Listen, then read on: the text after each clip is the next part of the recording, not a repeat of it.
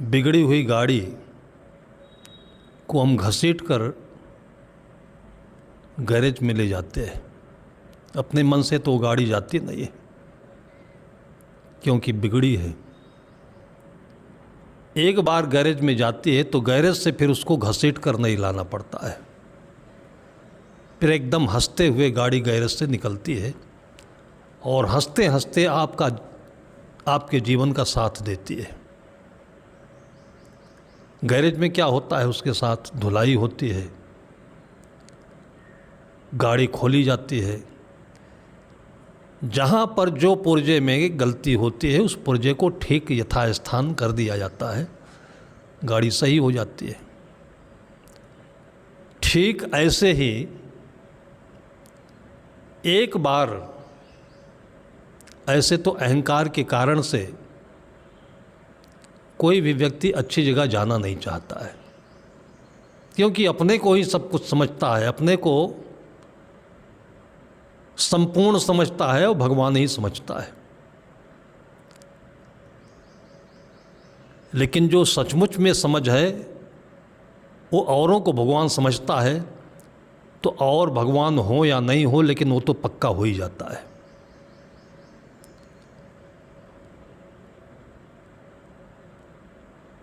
तो व्यक्ति जो अपने को बहुत समझता है और उसी बहुत के बहम में ओवर कॉन्फिडेंस जिसको कहते हैं, सदगुरु कबीर साहब की भाषा में कहें, जिन जीव कीन आप विश्वासा, निश्चय गए नरक मह बासा।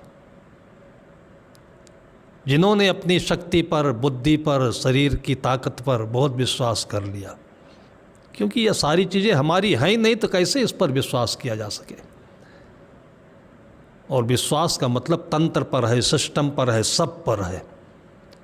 और सब कहने का मतलब सबका सम्मान, सबका आदर, सबका प्यार। और यही जादू है, यही ईश्वर का आशीर्वाद है, यही गुरु की दया है।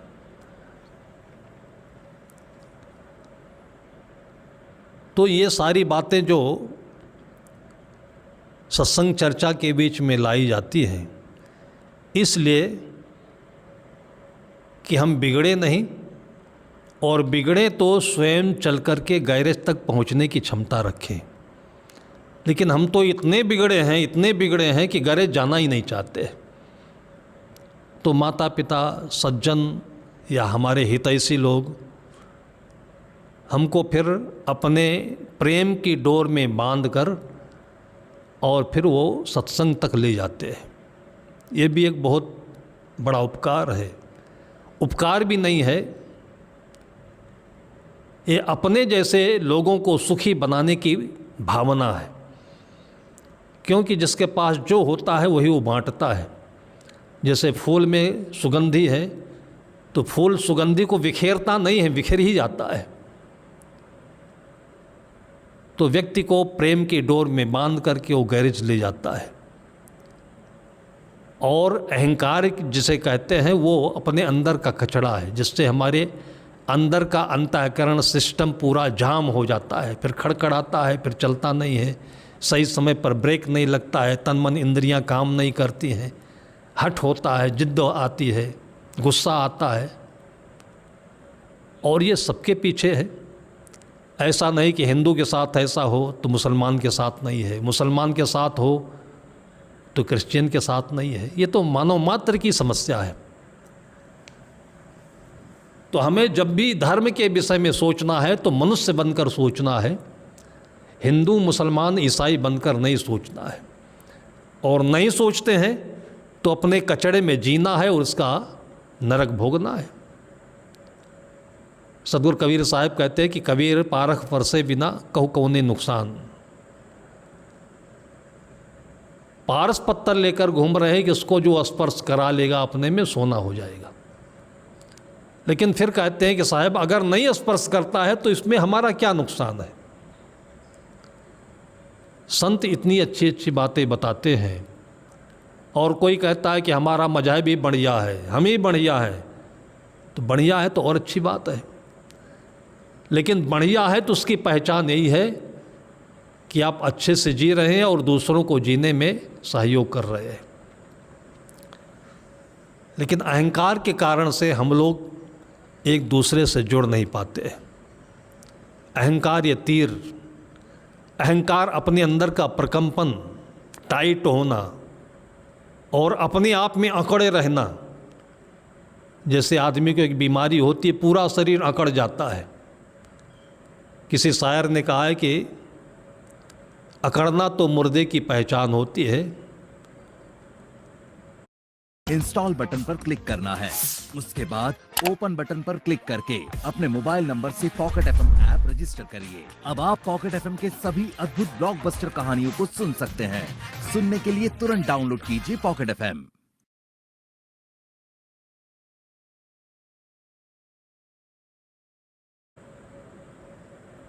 जो मुर्दा, जो शरीर से प्राण निकल जाता है तो वो शरीर अकड़ जाता है।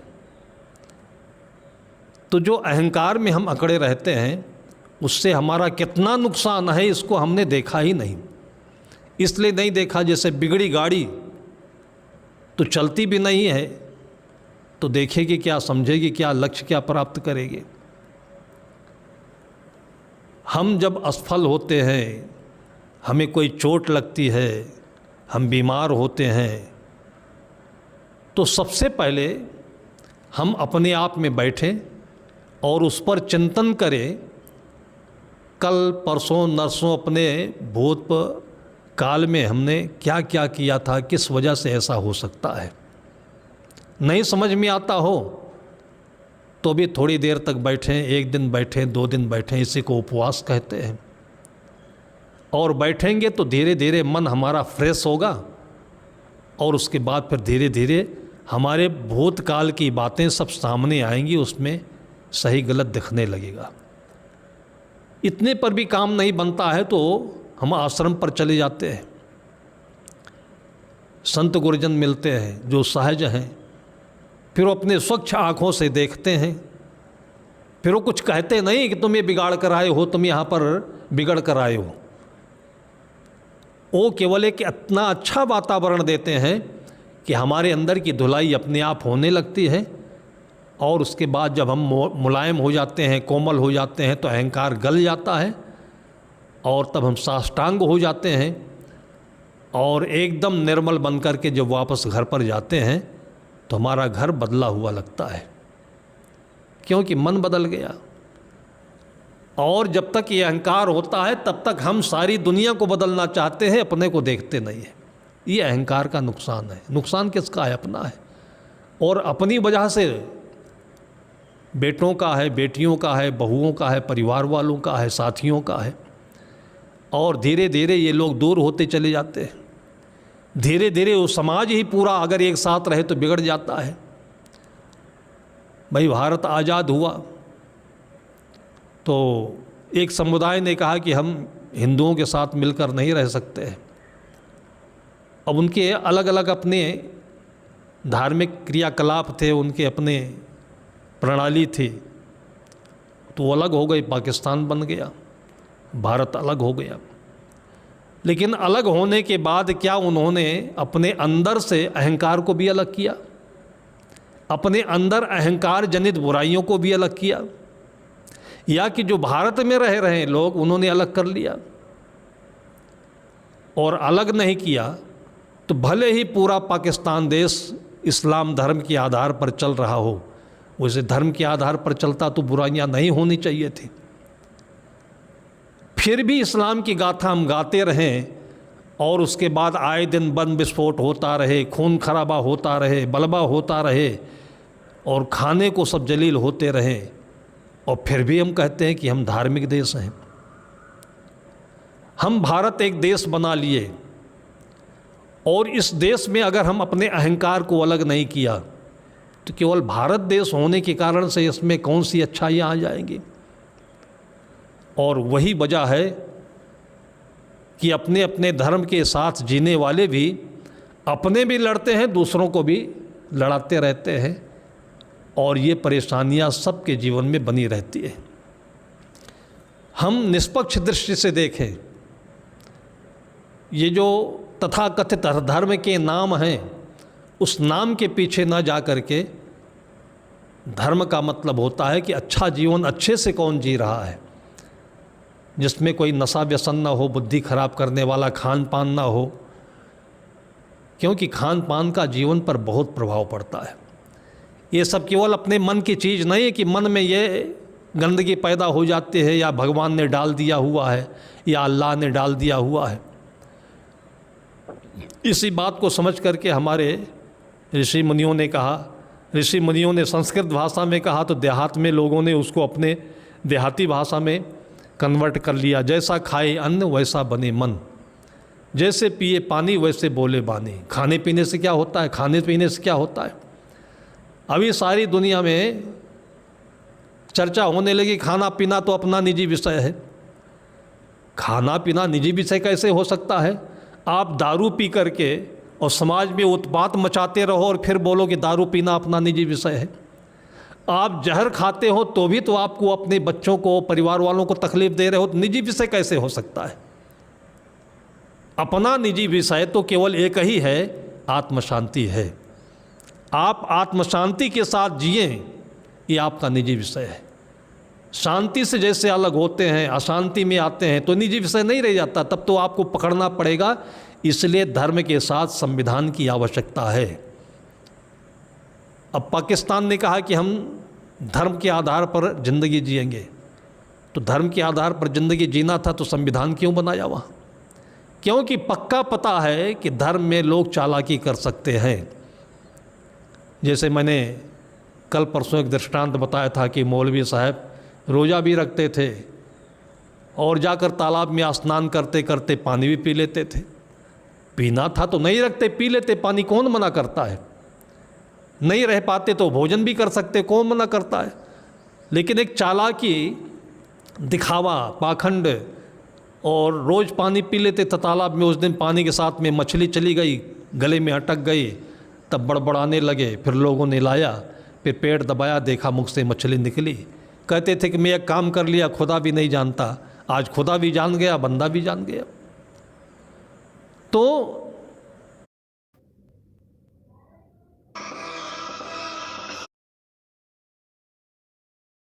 धर्म तो आत्मा है, आत्मा के साथ जो कोई जिए वो निजी विषय है, और बाकी उसके बाहर के जितने क्रियाकलाप हैं वो अगर वो ईमानदार है, आत्मा के साथ है, तब तो ठीक है।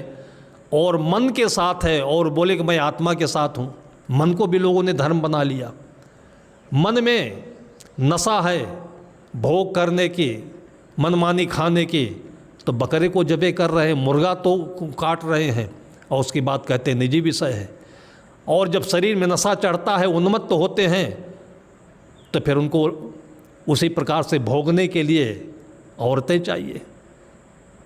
और आज इस प्रकार से इतनी गंदी परिभाषा हो गई है धर्म की कि इसी प्रकार से कर करके और अपनी ज़िंदगी बर्बाद, परिवार बर्बाद, देश के लिए समस्या, सारी दुनिया के लिए समस्या है। और इसलिए सभी देशों में जो मजहबी आधार पर हैं वो भी, और जो वैसे हैं वो भी, उनको संविधान बनाने की ज़रूरत पड़ी। शांति के अलावा आप अपना कुछ भी निजी नहीं बता सकते हो, और इसलिए संविधान बनाया जाता है कि एक दायरा, एक गाइडलाइन बना दी जाती है। लेकिन आदमी चालाक है, जब धर्म में जीना है तो चालाकी कर लेता है।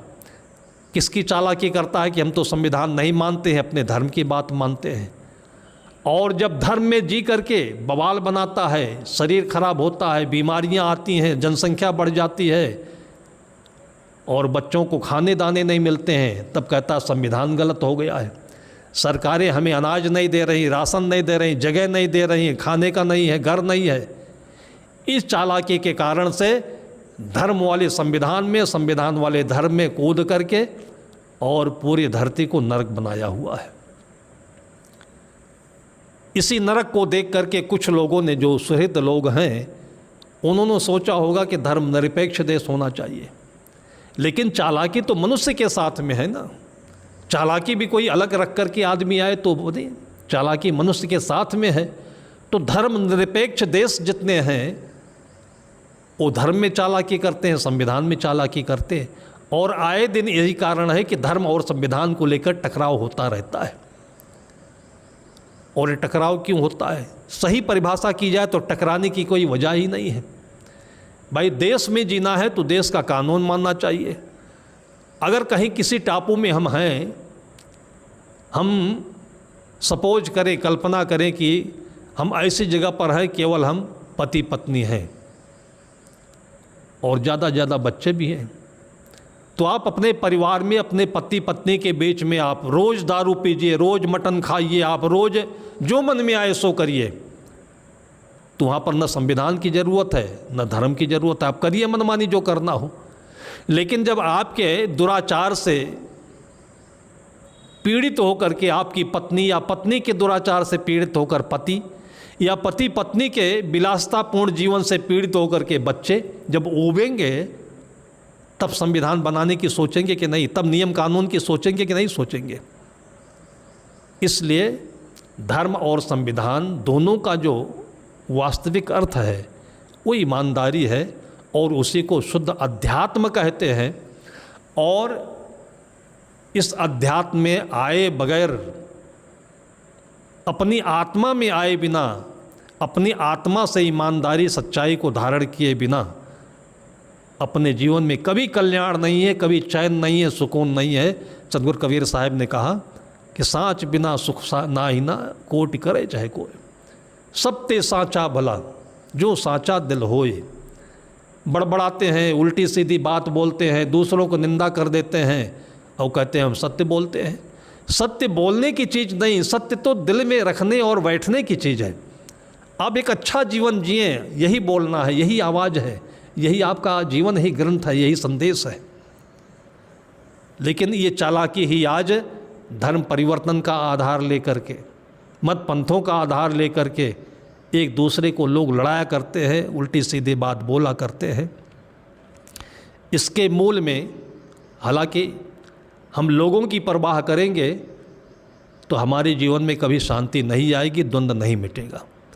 सब शांति में, शांति के साम्राज्य में जिए, भावना तो होनी चाहिए। लेकिन जैसे ही ऐसी इच्छा होगी तो हमारे भीतर हमेशा द्वंद्व बना रहेगा, फिर अनेक तर्क पैदा होंगे, फिर वही होगा जो लोग कर रहे हैं। ज़बरदस्ती अपना ज्ञान देने के लिए आप हमारा ज्ञान लीजिए, आप हमारे अनुसार ज़िंदगी जिए, फिर अपना एक समुदाय बनाएंगे, फिर जो हिंदू मुसलमान हो रहा है वही होता रहेगा। लेकिन ये चीज़ें हमको जिसने सिखाई वो हम देखते हैं कि जो पुरातन परंपरा है, शाश्वत परंपरा है, वो वेद उपनिषद हैं, उनमें हम देखते हैं तो उन लोगों में दुराग्रह नहीं दिखता है। और उन लोगों में जो खुला आकाश दिखता है कि ये चीज़ ऐसे है। जैसे गीता को हम पढ़ते हैं तो उसके अंतिम श्लोक में वो कहते हैं, भगवान श्री कृष्ण अर्जुन को अपनी पूरी बात की व्याख्या दे करके अंत में बोलते हैं, यथेच्छसि तथा कुरु। इसलिए कहते हैं कि भारतीय जो संस्कृति है ये उदार है। उदार का मतलब इसकी कोई एक रूपरेखा नहीं है। सत्यम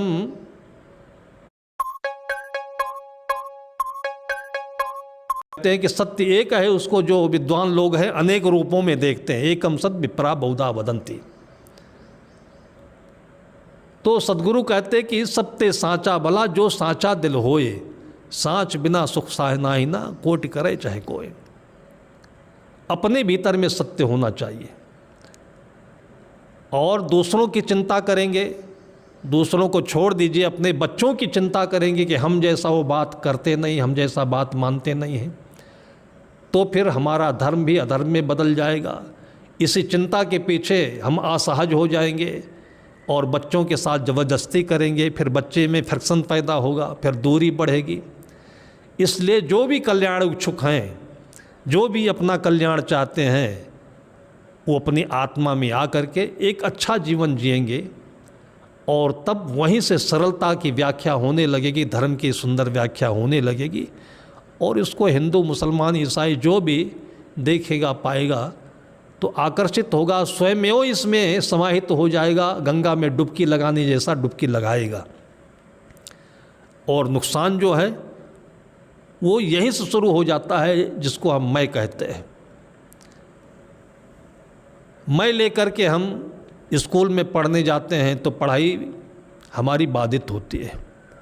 मैं लेकर परीक्षा देने जाते हैं तो पढ़ाई बाधित होती है। मैं लेकर के काउंटर पर बिजनेस करने बैठते हैं तो बाधित होती है। मैं लेकर के काम करते हैं तो फिर उसका जो परिणाम आता है वो बाधित होता है, हमारे अनुकूल नहीं आता है। कैसे होता है, इसको एक उदाहरण से समझें। महात्मा जी एक गांव में बरगद का पेड़ लगा हुआ था, बड़ी अच्छी छाया थी, उसी चबूतरे पर बैठ करके चर्चा कर रहे थे। तो उनकी चर्चा को सुन करके वहाँ आसपास के लोग अच्छे लगा। एक तो ऊपर से सघन छाया है, गर्मी से राहत मिल रही है, मन वैसे शांत हो गया। महात्मा जी बड़े मीठे वचनों में इसी प्रकार से जीवन की एक एक बातें करके खोल रहे थे। बातें यही हैं, लेकिन ये अव्यवस्थित होती हैं तो मन में उलझन बन जाती है, व्यवस्थित हो जाती हैं तो मन शांत हो जाता है। तो संत महात्मा लोग हमारे मन में उलझी हुई बातों को व्यवस्थित कर देते हैं। तो महात्मा जी कर्मफल के बारे में बोल रहे थे, जैसे हमारे अंदर में कर्म भी करते हैं, पत्नी से प्यार भी करते हैं, बेटी को प्यार भी देते हैं, माँ को श्रद्धा भी रखते हैं, लेकिन फिर भी अपने भीतर में अहम होने के कारण से ये सब विपरीत हो जाता है। फिर जहाँ पर प्यार होता है वहीं क्रोध होने लगता है, जहाँ पर श्रद्धा होती है वहीं पर तमाम अपेक्षाएं आने लगती है।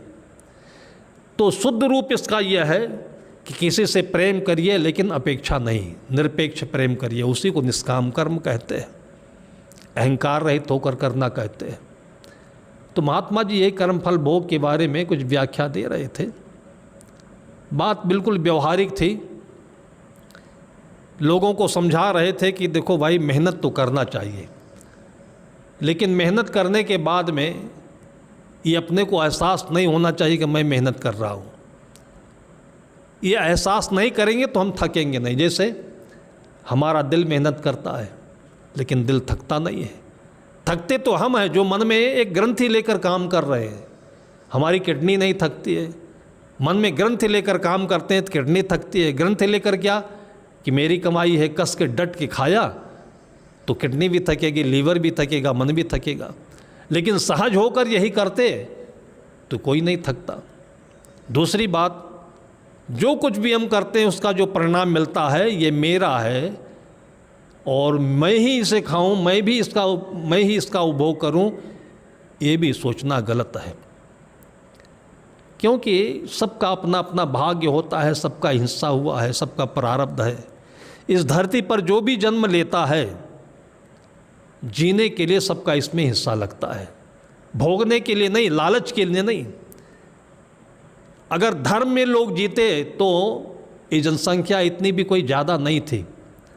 2 रोटी खा लेना है और 2-4 मीटर कपड़े चाहिए, और क्या चाहिए ज़िंदगी में, बांस कपास और मकान। लेकिन आज जो स्टेटस बना लिया गया है इसके कारण से लोगों की ज़िंदगी में अनेक दीवारें बनती जा रही हैं। इसी दीवार में तोड़ फोड़ पैदा होता है, गरीबी आ रही है, पूरा नहीं पड़ता है और रिश्वतखोरी बढ़ती है, छल कपट व्यवहार बढ़ता है। महात्मा जी यही समझा रहे थे कि जो हम कमाते हैं, अगर हम धर्म में जी रहे हैं, मान लीजिए हमारी आमदनी 5 लाख की हो गई तो 5 लाख हम कहाँ खर्च कर पाएंगे। लेकिन हम सोच कर चलते हैं कि मैं ही खर्च करूं इसे, तो फिर हमें अपने शरीर से मेहनत करना पड़ेगा, भोगना पड़ेगा, खाना पड़ेगा, दौड़ना पड़ेगा, तो शरीर की दशा खराब होगी। इसलिए इस 5 लाख में जितने में अपना काम आसानी से चलता है, परिवार का चलता है, उसके अलावा जो बचता है उसमें सबका है। आप अगर ऐसा नहीं मानते हो तो भी सबका होगा। ये आपकी कमाई आपकी ही होगी, ये पक्का नहीं है। ये सब बातें लोगों के मन में फिट कर रहे थे कि ताकि ये इंजन स्मूथ चले, ये गाड़ी बिगड़े नहीं। वहीं पर 2 पढ़ने वाले लड़के स्कूल से आए थे, अभी घर में बस्ता रखे और भुना हुआ चना रखा हुआ था और जेब में ले लिया, उसको पड़पड़ाते हुए चले आए, जिसको मटर गश्ती कहते हैं। मटर पड़पड़ा रहे होते तो मटर गश्ती कहते, चना पड़पड़ा रहे थे चना गश्ती कह लीजिए। आए, बातें सुनकर खड़े हो गए। स्कूल के पढ़ने वाले थे, वो तो मैथमेटिक्स पढ़ रहे हैं, लॉजिक पढ़ रहे हैं। ये सुन करके उनके अंदर में एकदम से उनके अहंकार को चोट लगी और फ्रिक्शन पैदा हुआ। ये महात्मा लोगों को एकदम दिन में ही मूर्ख बना रहे हैं, मतलब दिन में ही अंधेर है। तो लोगों ने कहा क्या अंधेर है? तो उस लड़के ने कहा कि हमारी कमाई है, दूसरे कैसे ले लेंगे, हम दूसरों को क्यों दे दें? महात्मा ने कहा तुम नहीं दोगे, एक तो तुम्हारी कमाई नहीं है। तुम्हारी कमाई कैसे है भाई? पृथ्वी नहीं होती, हवा नहीं होती, वायु नहीं होता, ये रोशनी नहीं होती तो तुम क्या कमा लेते? गेहूं बीज नहीं होता तो तुम गेहूं के बीज कैसे बना लेते? तुम कैसे कहते हो हमारी कमाई है? ये सबकी कमाई है। दूसरी बात, तुमने कमा लिया तो भूख तुम्हारी कितनी है? और तुमने कमाया है, भूख भी हो सकता है तुम्हारे अंश में नहीं हो तो तुमको नहीं मिलेगा। वो का बेवकूफ़ बनाते हो, यही कह कह करके दुनिया को आगे नहीं बढ़ने दे रहे हो, सब कंगाल पड़े हुए हैं। महात्मा जी ने कहा कि ये धीरे धीरे तुम्हारे सामने आएगा। वो आतुरता में था। अहंकार के अंदर में यही सब बातें पैदा होती हैं। अहंकार के जो लक्षण हैं वो अहंकार के आते ही वो सारे सामने आने लगते हैं। और उसमें पहला लक्षण अधैर्य है, आतुरता है, कुतर्क है। वो अपनी जेब में चना लिए चबा रहा था। उसने कहा कि मेरी कमाई मैं नहीं खाऊंगा, आप कैसे कहते हो, दूसरा कौन खाएगा? का पक्का पता नहीं है बेटे। उसने अपनी जेब से चना निकाला और महात्मा जी को दिखा करके बोला देखिए मेरे कमाई चना है, मैं नहीं खाऊंगा इसे। महात्मा जी ने कहा कि बेटा अभी चना तुम्हारे हाथ में है, मुख में नहीं गया हुआ है, और पक्का पता नहीं है कि ये तुम्हारे मुख में जाएगा, तुम खाओगे कि कानपुर का कौवा खाएगा। ये जहाँ की चर्चा है वहाँ से कानपुर नज़दीक पड़ता है। इसको सुनकर के और ताव में आ गया वो लड़का, एकदम गुस्से में। गुस्सा किस कारण से आया? अज्ञान जनित अहंकार, अहंकार जनित अज्ञान के कारण से एकदम तनाव में आ गया, प्रकंपन पैदा हो गया। ये सब अहंकार के कारण से ही होता है। और यही नहीं होता है, जहाँ भी आप इस भाव से जाओगे वहीं पर ये प्रतिक्रिया आएगी। इसलिए हमारे संत ऋषि मुनियों ने कहा है कुछ भी काम करने से पहले पूजा कर लीजिए, ध्यान कर लीजिए, जप कर लीजिए। और इसका महज और महज केवल एक ही कारण है कि आपका अहंकार विगलित हो जाए, तरल हो जाए। इससे आपके चित्त में साम्यता आ जाएगी, आप सम हो जाएंगे और बड़ी सरलता से आप उस काम को आर पार अच्छे ढंग से कर लेंगे। और नहीं तो उसने कहा मेरी कमाई है, मैं इसको नहीं खाऊंगा। अभी खा ही रहा था वो, लेकिन वो चना दिखा करके महात्मा जी को चैलेंज दिया कि मैं इसको खाऊंगा। महात्मा ने कहा पक्का पता नहीं कि तुम खाओगे कि कानपुर का कौवा खाएगा। और इतना सुनते ही और एकदम से प्रकंपित हुआ गुस्से में आकर, और चना जोर से मुख में डाला। जाना चाहिए था मुख में, लेकिन चला गया उसकी नाक के छेदों में। नाक की एक छेद में गया और जा कर के इतने तीव्र गति से बंदूक की गोली जैसे, और जहाँ पर आहार नली, श्वास नली का रंध्र होता है, जॉइंट, वहाँ पर अटक गया। सांस बंद हो गई, एकदम फट से गिर पड़ा जैसे मिर्गी आती है किसी को। भगदड़ मच गई। समझदार लोग महात्मा जी के पास खड़े हो गए। हल्ला मच गया कि महात्मा ने श्राप दे दिया, श्राप दे दिया। उसके घर वाले लौट करके आए और फिर उसको मुंह दबाने लगे, पेट दबाने लगे। क्या हो गया? नाक में उंगली डालने लगे, क्या हो गया? समझदारों ने कहा कि कुछ नहीं हो गया, महात्मा ने श्राप भी नहीं दिया, इन लड़कों के अहंकार के कारण से, बदतमीजी कारण से हुआ है। इसकी नाक में चना घुस गया है, इसको लेकर तुरंत अस्पताल में जाओ और नहीं तो मर जाएगा ये। जब समझदारों ने समझाया तब अस्पताल लेकर के गए कानपुर के हाईलाइट में।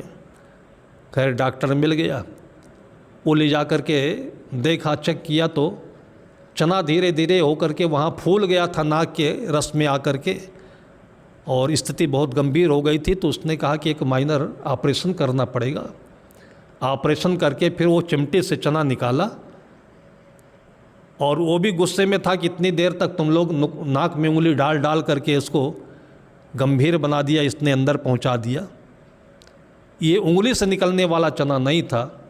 लोगों को दिखाया कि ये चना है, इसके नाक में अटका हुआ था, मर जाता ये। दिखा करके करता क्या, वो चने को पास में विंडो था, बाहर फेंक दिया। ऐसे गजब का योग, जैसे बाहर फेंका पता नहीं वहाँ कौवा बैठा था, वो चना नीचे गिरने भी नहीं पाया और कौवा अपने मुंह में लेकर चला गया। जो देखने वाले प्रत्यक्षदर्शी थे उन लोगों ने कहा कि महात्मा जी ने तो कहा था कि पक्का पता नहीं कि तुम खाओगे कि कानपुर का कौवा खाएगा। ये हजारों वर्षों का प्रैक्टिकल एक्सपीरियंस है कि दाने दाने पर लिखा होता है खाने वाले का नाम। लेकिन ये बात जब तक आस्था नहीं होगी, आस्था का तात्पर्य चित्त स्थित नहीं होगा आत्मा में, चित्त सरल नहीं होगा, तो ये समझ में नहीं आएगी। इसलिए गणित और तर्कशास्त्र पढ़ करके हम जीवन के नियम को नहीं समझ सकते हैं। और जब तक अहंकार होगा तब तक ये तर्कशास्त्र बढ़ते ही जाएंगे, द्वंद्व बढ़ता जाएगा, प्रश्न उत्तर बढ़ते जाएंगे, लेकिन जो सत्य है वो समझ में नहीं आएगा। सत्य को समझने के लिए एक ही भूमिका है, अपनी आत्मा में आए और सबते साचा भला जो साचा दिल होए, अपने दिल में आए और देखेंगे कि अपना भी और सबके जीवन का सत्य समझ में आएगा। और ऐसा समझ में आएगा कि ये मन खुश हो जाएगा और इसकी खुशबू सबको खुश कर देगी, सबके जीवन में यही सुगंधी फैले, सबका मन महके। इसी शुभकामना के साथ ये चर्चा को यहीं पर विराम करते हैं।